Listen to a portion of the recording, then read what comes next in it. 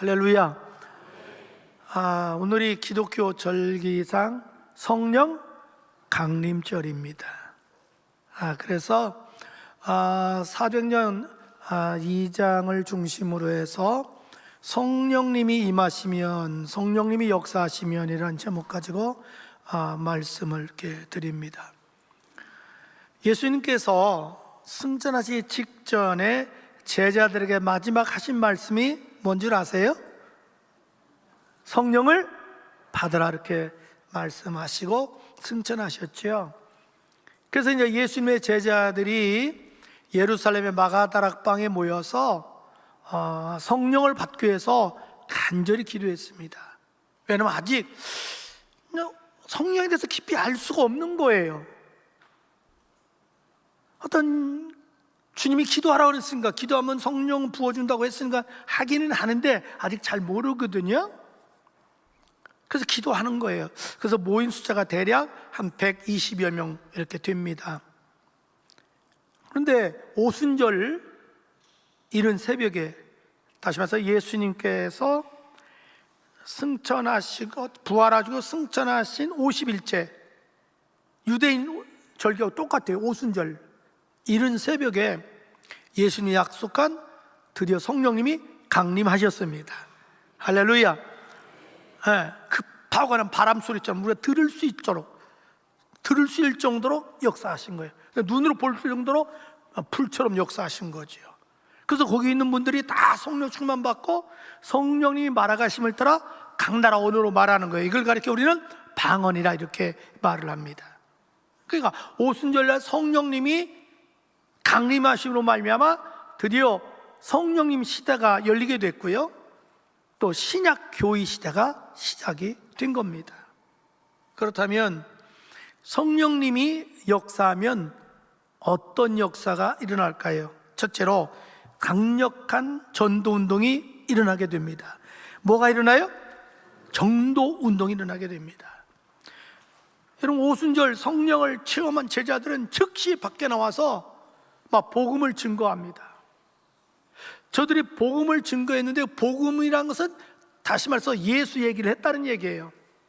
특별히 예수님의 십자가의 죽으심과 부활, 바로 그 예수가 우리 민족이, 유대 민족이 고대했던 메시아다 이렇게 증거합니다. 예수님의 죽으심과 부활, 즉 그 예수님 메시아라고 증거하자 사도행전 2장 41절에 보니까요, 무려 3,000명이 예수 믿고 구원받게 돼요.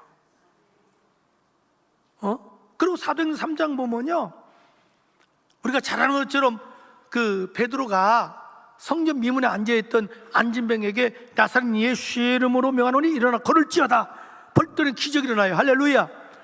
소문이 삽시간에 퍼지지 않아요. 그래서 사도행전 4장 4절에 보면요, 무려 남자만 5,000여 명이 예수님을 믿게 돼요.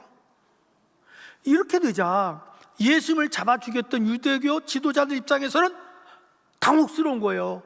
보통 문제가 아니에요. 어떤 이걸 좀 막아야 될 것 같아요. 그래서 베드로를 비롯한 사로를 체포해요. 그래서 공갈 협박해요. 다시는 예수 이름을 말하지 말고 전하지 마라. 그때 우리가 자랑스러운 베드로가 우리는 보고 들은 거 말하지 않을 수 없다. 근데 계속 복음을 준 거예요. 그러자 사도행전 우리가 5장에 보면, 14절에 보면요, 많은 남녀들이 예수 믿고 구원받게 돼요. 이거 보통 문제가 아니다. 그래서 드디어 이번엔 유대교 관원들이 베드로를 비롯한 사도들을 체포해요. 그리고 매질을 해요. 엄청난 박해가 시작되는 거죠. 그러면 수그러들 줄 알았어요. 근데 매 맞은 사도들이 오히려 꼭 상 받은 것처럼 더 좋아하는 거예요. 기뻐하는 거예요. 더 열심히 전도해요. 그래서 사도행전 6장 7절에 보면요, 셀 수 없은 많은 무리들이 예수님이 돌아와요. 심지어 유대교 제사장들까지도 많은 분들이 회개하고 예수 믿고 돌아오는 거예요. 할렐루야. 막 이렇게 계속 전도하다 보니까 이건 도저히 안 되겠다. 그래가지고 초대교회 7 안수 집사님 중에 한 분이었던 이 스테반 집사님은 아주 전도에 대한 열정이 있었어요. 그래서 막 담대하게 막 전도하는 거예요. 그래서 이번에는 아예 체포해가지고 죽여버려요. 최초의 순교자입니다. 그러자 이제 어쩔 수 없이 우리 기독교인들이 그 박해를 피해서 사방으로 흩어지게 돼요. 마치 불씨가 날아간 것처럼 막 날아가요. 가는 곳마다 또 전도하는 거예요. 그래서 드디어 이방인들까지도 예수 믿고 구원받는 역사가 일어나요. 여러분, 우리들도 마찬가지예요. 우리가 성령 충만 받아보세요. 성령의 역사를 경험해 보세요. 전도하지 않고는 견딜 수가 없습니다. 그래서 막 전도하는 거예요. 가끔 우리가 터미널에 가거나 또 여기에 가보면 막 전도하잖아요. 그건 경험 안 해보면 몰라요. 너무나 가슴이 뜨거워서 그런 거예요. 저는 여러분에게 성령이 역사하셔서 정말 사랑하는 여러분의 가족들, 또 주변의 친척들 전도하는 역사 일어나기를 주님으로 축복합니다. 왜 전도해야 돼요? 그건 한 사람을 기독교인 만드는 게 아니에요. 한 사람의 운명을 바꿔놓는 거예요. 예수 안 믿으면 그 누가 됐든 어쩔 수 없이 불과 유황못에 타는 지옥에 갈 수밖에 없어요. 그러나 예수 믿으면 그 어떤 사람이라도 관계없이 하나님의 자녀이기 때문에 죽으면 반드시 천국에 갑니다. 그래서 안식을 얻어요. 평강을 누리고 행복해요. 그러나 예수님이 재림하실 때에 우리 예수님처럼 우리가 신령한 몸으로, 썩지 않을 몸으로, 영화로운 몸으로 다시 부활할 줄로 믿습니다. 그것 때문에 우리 전도하는 거예요. 여러분, 여러분은 천국 가고 여러분의 가족은 지옥 가도 되겠습니까? 그건 아니잖아요. 정말 사랑한다면 저놈 다 귀한 생명을 살려야 되지 않겠습니까? 둘째로, 성령이 역사하면 어떻게 될까요? 강력한 회개 운동이 일어나게 됩니다. 무슨 운동이 일어나요? 회개 운동이 일어나요. 막 성령 받은 베드로가 복음을 전하잖아요. 그제 거기 있는 분들이 마음에 찔림을 받아요. 그래서 베드로에게 그래요. 그럼 우리가 어떻게 하면 좋겠습니까? 그때 베드로가 각각 회개하여 예수 이름으로 침례를 받고 죄사함을 받으라. 그러면 성령을 선물로 받으리라. 이렇게 얘기해요. 여러분, 성령님은 거룩한 분이잖아요. 그러니까 성령님이 역사하면 반드시 죄가 떠나가게 돼 있어요. 이걸 가리켜 회개라고 그래요. 막 성령님이 우리 죄를 토해내게 만들어요. 그걸 회개라고 그래요. 그래서 성령님이 막 우리에게 역사하시면 죄가 자꾸 깨닫게 해줘요. 생각나게 해줘요. 그러면 가슴을 찢으며 진실로 회개하게 돼요. 여러분, 진실로 회개할 때에 죄사함이 이루어져요. 거듭남이 이루어져요. 깨끗해지는 거예요. 하나님의 영광을 보는 거예요. 성령의 능력을 받을 수 있는 거예요. 여러분, 회개했다는 것은 단순한 문제가 아니에요. 진실로 회개하면 어떤 변화가 일어나는 줄 아십니까? 가치관이 변화돼요. 그래서 내가 세상 걸 추구하던 사람이 정말로 성령에서 회개하면 영적인 걸 추구하는 가치관이 변화돼요. 그리고 진실로 회개하면 우리 인생관이 바뀌어요. 전에는 나를 위해서 살아요. 세상 사람을 위해서 살아요. 그런데 이제는 나의 주, 나의 하나님 예수를 위해서 사는 인생으로 바뀌게 돼요. 그 다음에 삶의 스타일이 바뀌어요. 전에는 무조건 내 마음대로 살았는데 이제는 주의 말씀대로 살고 점점 거룩하게 살게 되는 거예요. 그렇기 때문에 예수님께서 공생이 시작할 때 마태복음 4장 17절에 보면 첫 마디가 뭐냐면 회개하라, 천국이 가까웠다. 회개할 때 천국이 이루어진다. 구원받는다, 죄사함 받는다, 거룩해진다, 깨끗함 받는다, 성령 받는다, 이 말이지. 정말 여러분, 우리에게 지금 필요한 게 회개 운동이 일어나야 돼요. 여러분, 저는 우리 교회에 강력한 성령의 역사가 나타나기를 축복합니다. 셋째로, 성령의 역사하면요 강력한 은사 운동이 일어나게 됩니다. 뭐가 일어나요? 은사 운동이 일어나요. 여러분, 오늘 본문의 4절에 보면요 각각 다른 나라 말로 말했다고 그랬잖아요. 이걸 우리가 방언이라 그래요. 여러분, 성령의 역사하면요 수십 가지의 은사가 나타납니다. 신학자들 분석이 좀 차이가 나는데 어느 분은 34가지라고 얘기해요. 근데 일반적으로 은사를 33가지로 얘기합니다. 근데 일반적으로 성도들은 뭐 방언의 은사, 신의 은사, 예언의 은사만 알잖아요. 근데 은사가 수십 가지예요. 내가 예수 믿는 순간에 성령님이 내 안에 내주하셔요. 그럼 그 성령님은 여러분에게 많은 은사들을 주셔요. 내가 몰라서 그렇죠. 여기 은사 안 받은 사람은 없어요. 어떻게 내가 그걸 깨닫고 그걸 활용하냐가 달라질 뿐이죠. 근데 그 많은 은사 중에 어떤 게 있냐면 기자와 표적이 나타나는 은사가 있어요. 그래서 사도행전 보면 이렇게 나와요. 본문의 43절, 자 화상 보고 시작. 사람마다 두려워하는데 사도들로 말미암아 기사와 표적이 많이 나타나니. 예, 사도들은 이 마가다락방에 성령 받은 사람들 말하죠. 사도들에게 많은 은사가 나타나는데 기사와 표적이 나타났다 이렇게 해요. 그러니까 성령 받은 후에 사도행전 3장 보면 베드로와 요한이 안진뱅이를 일으키는 기적이 일어나잖아요. 또 사도행전 우리가 4장에 보면요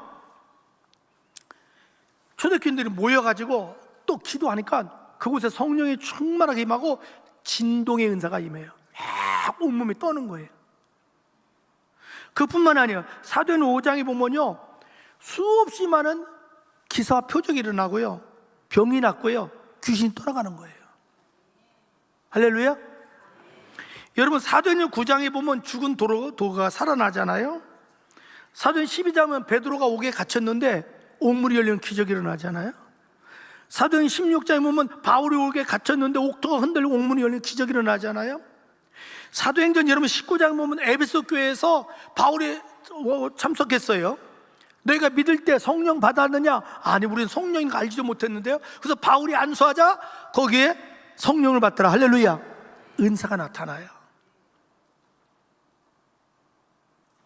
저는 여러분에게 은사는 하나님 주시는 선물이잖아요. 성령에 좋은 거예요 다. 그래서 여러분에게 많은 은사가 나타났으면 좋겠어요.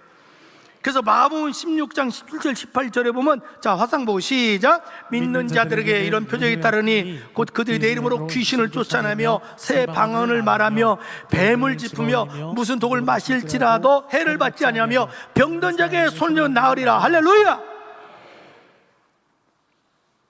넷째로 성령의 역사하면 진정한 사랑의 운동이 일어나게 됩니다. 뭐가 일어나요? 사랑의 운동이 일어나게 됩니다. 자 44절 45절 화상 보고 한번 읽읍시다. 시작. 믿는 사람이 다 함께 있어 모든 물건을 서로 통용하고 또 재산과 소유를 팔아 각 사람의 필요를 따라 나눠주며. 여기 보면요 모든 사람의 필요를 채워주잖아요. 각 사람의 필요를 채워줘요. 이걸 가르쳐 우리는 사랑이라고 말을 합니다. 여러분 사람은요 우리 다 생김새가 다르잖아요. 그런데 성격도 달라요. 또 생각하는 게 달라요. 살아가는 방법도 달라요. 근데 초대교회 사도행전 보면 신기한 게 하나 있어요. 모든 것이 달라요. 또 나라도 달라요. 근데 성령의 역사니까 하나 되는 역사가 일어나요. 마치 여러분 자갈, 모래, 시멘트는 전혀 성질이 달라요. 근데 물로 믹스하면 강력한 콘크리트로 탄생하게 돼요. 우리가 다 달라요. 여러분 인간사에서 제일 힘든 게 뭔 줄 아세요? 빈부격차예요. 빈부격차 때문에 장벽이 생기잖아요. 거리감이 생기잖아요. 우리 감정이 상하잖아요. 근데 이상해요. 성령님이 역사하면요 그 장벽이 무너지게 돼요. 그래서 있는 사람은 없는 사람을 위하여 기꺼이 자기 것을 내놓게 돼요. 성경에 보니까 옷이 있는 사람은 옷을 내놓고 먹을 것이 있는 사람은 먹을 걸 내놓고 또 자기 돈 내놔가지고 서로 필요를 따라 채워주고 심지어 자기 집을 성도들 공동체 모임을 해서 내놓는 거예요. 그러니까 서로를 위해 주는 거예요. 서로를 아껴주는 거예요. 서로 격려해 주는 거예요. 서로 필요한 걸 채워주는 거예요. 서로 섬기는 거예요. 이걸 사랑이라 말하는 거예요. 여러분, 성령은 사랑의 영이에요. 그러니까 성령 충만을 받으면 고린도전서 13장에 나오는 사랑의 은사가 임한다 이 말이죠. 그 사랑의 은사는 우리 이성과 지성을 뛰어넘는 거예요. 인간이 할 수 없는 걸 할 수 있는 능력을 주시는 거예요. 그래서 기독교가 사랑운동이 일어나고 베풀고 구제 선교가 일어나는 거예요. 정말 여러분, 우리 모두에게 여러분에게 정말 성령께서 사랑의 은사를 부어주셔서 서로 아끼고 서로 위해주고 서로 격려해주고 서로 필요를 채워주는 여러분들을 축복합니다. 그걸 가장 실천하기 좋은 데가 목장이에요. 왜? 숫자가 많이 않으니까. 또 기관들이에요. 그래서 우리가 목장에 참여하고 또 우리가 기관에 참여하는 거예요. 그래서 서로가 문제 있으면 격려해주고 위로해주고 막 기도해주고 도와주는 거예요. 이건 교회 안에서만 느낄 수 있을 거예요. 다섯째로, 성령의 역사하면 강력한 예배 운동이 일어나게 됩니다. 강력한 뭐가 일어나요? 예배 운동이 일어나요. 자, 46절 화상 보고 시작. 날마다 마음을 같이하여 성전에 모이기를 힘쓰고 집에서 떡을 떼며 기쁨과 순전한 마음으로 음식을 먹고. 할렐루야. 여기 보면 날마다 마음을 같이 성전에 모였다. 날마다 누가 시켜서 하는 게 아니라 자원해서 성전에 모여서 뭐 했어요? 예배 드렸다는 거죠. 예배 드린 거죠. 여러분, 성령님은 하나님 아버지의 영이잖아요. 성령님은 어떻게든지 하나님 아버지를 영화롭게 하기를 원해요. 그런데 하나님 아버지를 영화롭게 할 수 있는 최사의 방법이 뭔 줄 아세요? 바로 예배예요. 왜냐하면 하나님은 예배를 기뻐하시고 예배를 통해서 우리를 만나 주시기 때문에 그래요. 그래서 우리 예수님도 예배에 대해서 이렇게 말을 하잖아요. 요한복음 4장 23절 24절 시작. 아버지께 참되게 예배하는 자들은 영과 진리로 예배할 때가 오나니 곧 이때라. 아버지께서는 자기에게 이렇게 예배하는 자들을 찾으시느니라. 하나님은 영이시니 예배하는 자가 영과 진리로 예배할지니라. 하나님은 신령과 진정으로 예배하는 자를 찾는다는 거예요. 왜 찾아요? 복을 주시려고, 할렐루야, 능력 주시려고, 축복을 주시려고, 문제 해결해 주시려고, 혼내려고 찾는 게 아니에요. 여러분, 하나님께서 이스라엘 백성들을 왜 출애굽시킨지 아세요? 물론 궁극적으로는 가나안 땅 들어가는 거예요. 근데 당장은 하나님께 자유롭게 예배를 드리도록 하기 위해서. 출애굽기 5장 1절은 이렇게 나와요. 그 후에 모세와 아론이 바로에게 가서 이르되 이스라엘 하나님 여호와께서 이같이 말씀하시기를 내 백성 즉 이스라엘 백성을 내보내라. 바로에게 하는 얘기예요. 그러면 그들이 이스라엘 백성이 광야에서 내 앞에서 뭘 지킬 것이라? 이 절기가 영어로는 피스트예요. 그 피스트에서 파생한 단어가 페스티벌이에요. 축제. 그러니까 예배는 축제가 돼야 된다는 거예요. 이걸 다른 말로 하면 제사예요. 그래서 모세가 이제 이스라엘 백성을 출애굽했잖아요. 그 시내산에 올라가서 40일 금식 기도하면서 한 손에는 십계명과 율법을 받아요. 한 손에는 성막의 설계도를 가지고 내려와요. 그래서 저들이 광야에서 10개월 동안 행진 안 하고 시내산 밑에서 먹으면서 성막을 만들어요. 그래서 이스라엘이 40년 동안 철저하게 성막 중심이에요. 성막이 가면 가고 멈추는 거예요. 성막을 중심으로 12지파가 동서남북에 진을 치는 거예요. 늘 하나님께 제사 지내는 거예요. 그럼 그때마다 하나님 만나주시는 거예요. 여러분, 예배는요 자동차로 말하면 엔진과 같아요. 예배가 죽었다는 얘기는 자동차 엔진 고장난 것과 똑같아요. 예배가 무너지면 여러분 신앙 다 무너지는 거예요. 그런데 우리가 성령 충만 받으면 누가 시키지 않아도 자동적으로 막 예배 드리고 싶어요. 그래서 찬양하는 게 좋고 기도하는 게 좋고 말씀 듣는 게 좋고 연부 드려도 즐겁고 예배 자체가 좋은 거예요. 그러니까 예배 시간에 일찍 와요. 근데 이걸 경험하지 못한 사람은 꼭 시간 지나서 온다? 시계 보다가 밖에서 일부러 안 들어와. 그리고 시간 지내면 어슬렁 슬리퍼 쫙쫙 끊고 그러고 온다. 그리고 예배 시간에 되면, 설교 시간 되면 벌써 입실한다. 그러다 설교 끝나면 깬다. 그리고 연부하고 나면 축도하기 전에 가신다. 전혀 이분 종교인이에요. 정말 거듭난 그리스도는 아닐 수가 있어요. 그리고 영적 체계를 체험하지 못한 거예요. 여러분, 신앙은 체험이더라고요. 지금 한 얘가 나의 간증인지 여러분 간증이 아니에요. 제가 그렇더라고 해보니까. 근데 성령 충만 받으면 일찍 오고 싶고 막 찬양하는 게 좋아요. 근데 찬양하면 그렇게 좋아. 그리고 대표 기도할 때도 꼭 내 기도 같아서 아멘 아멘 그러고요, 말씀 소리가 나오면 아멘 아멘 그래요. 에? 근데 여러분, 모든 설교에서 은혜를 못 받아요. 한 가지만 생각하면 돼요. 한 가지만 건지고 가자. 여러분, 그거 1년 따지면 엄청난 거예요. 제가 이제 제주도에서 이제 여기 한 주 있으면 제주도에 3주 있잖아요. 그럼 이렇게 교회들마다 가요. 꼭 기도해요. 주님, 오늘 한 가지만 건지게 해주세요. 한 가지만 제대로 은혜 받으면 그날 내가 수지 맞는 거야. 그래서 저는 목회할 때 늘 여기서 오늘도 기도할 때 그래요. 주님, 모인 교인 중에 11조라도 은혜만 받게 해주세요. 다 기대하지 않아. 다 은혜 받으면 내가 감당 못해. 11조라도 은혜 받게 해주세요. 그저 교인들 찬양이 됐든 기도가 됐든 연보가 됐든 말씀이 됐든 한 가지라도 깨닫고 돌아가게 해주세요.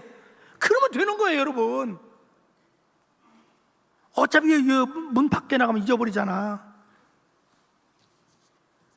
저는 여러분이요, 정말 성령 충만 받아 예배가 회복되기를 주의 이름으로 축복합니다.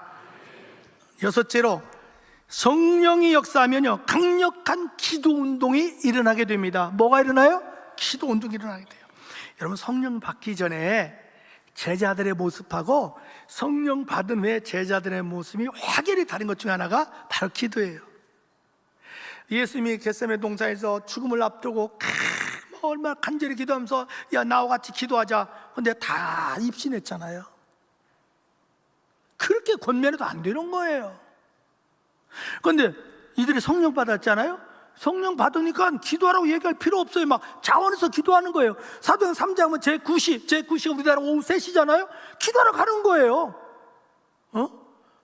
그리고 막 베드로가 사도 유대 지도에 잡혔다고 그러고 나와서 보고 하니까 그 자리에 모여서 막 또 기도하는 거예요. 그다음 성령 재충만 받는 거예요. 세상에 베드로는요, 점심시간 잠깐 이용해서 옥사에서 기도하다가 환상을 봐서 고넬료 구원시키잖아요. 사도행 12장에 보면 베드로가 드디어 잡혔어요. 이제 곧 형장이 있을로 사라져야 돼요. 그 위기감을 느낀 교인들이 막 모여서 기도하니까 천사가 나타나서 옥문 열어주고 살려주잖아요. 할렐루야. 막 저들은 기도를 뭐 시킬 필요가 없어요. 왜? 본인이 기도의 맛을 안 거예요. 기도의 재미를 붙인 거예요. 세상에 제일 신앙생활할 때 어려운 게 뭔 줄 압니까? 저는 기도라고 생각해요. 여러분, 기도가 쉬우면 예수님이 성경에 왜 이렇게 기도하라고 했겠어요? 안 되니까 한 거지. 성경에 여러분들 때가 되면 식사하세요 나와요? 아니, 그냥 본능적으로 자기가 하니까. 여러분들 피곤하면 주무세요. 그래야 원기 회복됩니다. 그 말 나와? 안 나와요. 지가 알아서 자니까. 근데 기도는 안 되는 거예요. 종종 우리가 경험하잖아요. 가령 뭐 원래를 하거나 아니면 친구들하고 모이거나 입에 거품 내부면서 카페 가면 2시간 3시간 앉아서 얘기하잖아. 본전 빼고 오잖아. 근데 기도하러 가면 5분만 돼도 다 가고 없다. 그러니까 기도가 가치가 있는 거예요. 보람이 있는 거예요. 너무 힘들으니까. 1분 기도가 얼마나 위대한지 몰라요. 그런데 기도의 영이 임하면, 특별히 기도 은사가 임하면 자기도 모르게 몰입되면요 30분 1시간이 가요. 이게 기도의 은사예요. 은사, 성령 은사 중에 기도 은사가 있어요. 그래서 기도해야 돼요. 성령님, 나 기도 은사를 주셔서 좀 기도에 푹 좀 빠지게 해주세요. 아니, 해봐야 된다니까. 여러분, 기도보다 위대한 것은 없습니다. 왜? 하나님 보호자를 움직일 수 있는 것은 기도입니다. 저는 여러분이 막 기도하는 곳에 하나님 역사 일어나고 부흥 역사 일어나요. 우리 교회 기도 운동만 일어날 수만 있다면 부흥은 저절로 일어날 줄로 믿습니다. 왜? 기사 표적이 나타나니까요. 일곱째로, 성령의 역사하면 강력한 선교 운동이 일어납니다. 뭐가 일어나요? 선교 운동이. 이제 핍박이 심하니까 유대인들이 사방에 흩어지지 않아요. 그래서 저들이 시리아에 가서 복음을 증거해요. 그래서 안디옥 교회가 탄생하거든요. 그런데 안디옥 교회 오늘날 성령님이 강력하게 역사하시면서 바울과 바나바를 선교사로 파송하라는 거예요. 그래서 바나바와 바울이 최초의 선교사가 돼서 구라파와 아시아 가서 복음을 증거하게 돼요. 여러분, 성령님은요, 전도, 그러니까 우리 안에서 이루어지는 건 전도고 우리 문화권 밖에 나가는 걸 대개 선교라 그래요. 전도는 내가 직접 하는 거, 선교는 되게 간접적으로 하는 거. 같은 문화권에서 하는 것은 전도, 문화권 벗어난 것은 선교, 이렇게 이해하면 되거든요. 근데 성령님의 역사하면요, 선교에 대한 비전이 생겨요. 꿈이 생겨요. 선교를 위해서 기꺼이 시간도 몸도 물질도 드리는 거예요. 여러분, 기독교 역사는요, 순교에 의해서 이루어졌습니다. 왜 초대교회 많은 분이 순교할 수 있느냐? 성령께서 순교할 수 있는 능력도 주시기 때문에 그래요. 여러분, 베드로는 아가야 파트라에서 십자가에 거꾸로 매달려 순교했습니다. 그의 형제 안드레는 소아시아에서 십자가에 달려 순교했습니다. 우리가 잘 아는 요한은 반모섬에 유배되어서 순교할 때까지 복음을 증거했습니다. 그의 형제 야고보는 아그리빠에서 사형당할 때까지 복음을 증거했습니다. 마티아는 에디오피아에 가서 돌에 맞아 순교했습니다. 빌립은 부르기아에서 기둥에 묶여 굶어 죽일 때까지 복음을 증거하다 순교했습니다. 마태는 에디오피아에서 단두대에 이슬로 순교했습니다. 도마는 인도에서 창으로 찔려 순교했습니다. 야고보는 성전 꼭대기에서 떨어져 죽음으로 순교했습니다. 여러분, 지금은요, 정말 말세입니다. 너무 세상이 혼란스러워요. 너무 우리 주변에 이단들도 많고 사이비도 많아요. 이때 우리가 성령 받지 않으면 안 됩니다. 성경은 이렇게 말을 합니다. 사도행전 2장 17절에 화상 보고 다 같이 시작. 하나님이 말씀하시기를 말세에 내가 내 영을 모든 육체에게 부어주리니 너희의 자녀들은 예언할 것이요 너희의 젊은이들은 환상을 보고 너희 늙은이들은 꿈을 꾸리라. 말세, 지금 말세, 내가 내 영을 부어주리니 너희 자녀들이 예언할 것이요 젊은이가 환상을 보고 아비들이 꿈을 꾸리라. 할렐루야. 그럼 어떻게 우리가 성령 받을 수 있을까요? 두 가지예요. 성령님은 삼일째 하나님이에요. 내가 인격적으로 성령님을 환영해야 됩니다. 모셔드려야 됩니다. 사모해야 됩니다. 그분은 하나님이셔요. 두 번째는 간절히 부르짖어야 됩니다. 그래서 누가복음 11장 13절에 너희 하늘 아버지께서 구원한 자에게 뭘 주시지 않겠느냐? 성령을 주시지 않겠느냐? 사랑하는 지체 여러분, 말세지만에 여러분 모두가 다 성령 충만 받아서 성령의 역사를 경험하기를 주의 이름으로 축복합니다.